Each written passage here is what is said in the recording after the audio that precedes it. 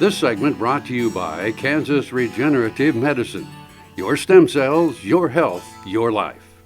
Hello and welcome to Horsin Around. I'm Dr. Chris Blevins at Kansas State University Veterinary Health Center. Today joined by Dr. Laurie Beard, and she is a clinical professor here in the equine section and internal medicine specialist in the Equine Department. And today I think what we're going to talk about is something that is of a concern for horse owners, especially when they travel, and that's vesicular stomatitis. And Dr. Beard, what is vesicular stomatitis as far as what owners may need to know about that disease? So vesicular stomatitis is a virus. It is contagious to not only horses but other large animals as well.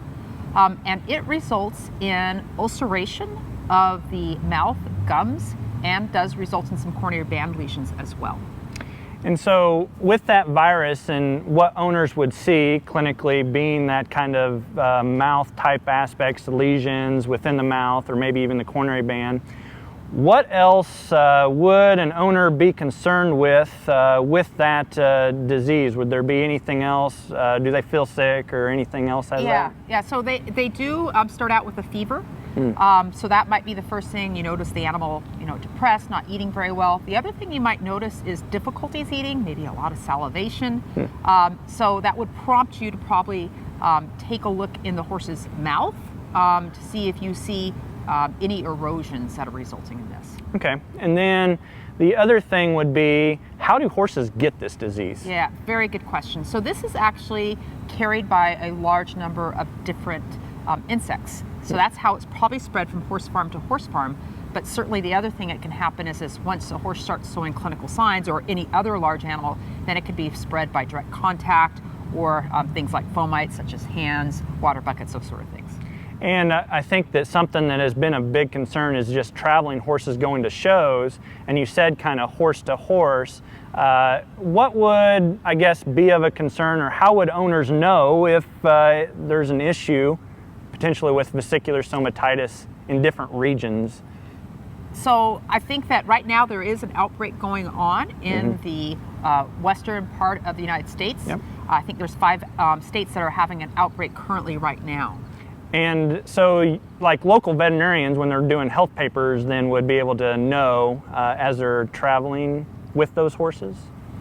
Local veterinarians, when they're doing health certificates, you're going to take, that's part of your physical exam, is looking in the horse's mouth. Do you see any evidence of that? And then, provided the horse is healthy, we can write the health papers for that. The other thing would be, say they were at a show, now they're worried about, there was a horse that had vesicular stomatitis, they've come back home. What's kind of the incubation period, or like if they were exposed, when would they maybe show clinical signs or have the disease? It's roughly a week. Okay, all right.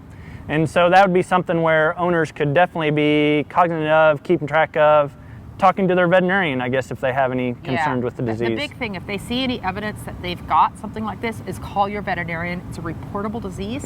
So your veterinarian would look at the horse and then contact the appropriate authorities if he thought, or he or she thought, that that was a possibility. Okay, well that's great information. I think if you ever have any questions about vesicular stomatitis or any other horse type of diseases, Dr. Laurie Beard is here at Kansas State University Veterinary Health Center to help answer some of those questions, or ask your own veterinarian about different things that might have issues with of your horse. I'm Dr. Chris Blevins for Horsin Around, and we'll see you around.